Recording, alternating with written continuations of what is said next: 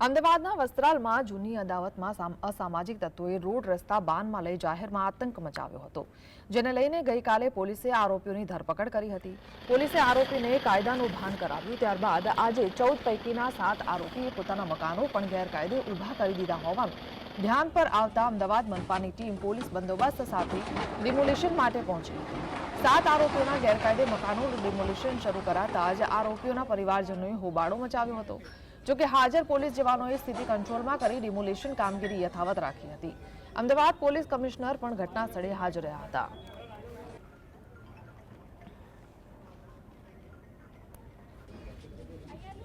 જાહેરમાં જે બળા ફેલાવવાની કોશિશ કરી છે એની અમે બહુ ગંભીર નોંધ લીધી છે અને પોલીસ ખૂબ જ કડક કાર્યવાહી એમાં કરી રહી છે। અત્યાર સુધી 14 આરોપીઓ આપણે પકડી લીધા છે। એમાં એક જોગનાઇલ છે અને 13 બીજા આરોપીઓ છે। 13 આરોપીઓ છે અત્યારે 4 દિવસની રિમાન્ડ ઉપર છે અને એ લોકોએ જે ગેરકાયદેસર જે અહીંયા જે બાંધકામ કર્યા છે એ કોર્પોરેશન એને ડિમોલિશ પણ કરી રહી છે અને આપણે પોલીસ બંદોબસ્ત આ અંગે આપેલા છે।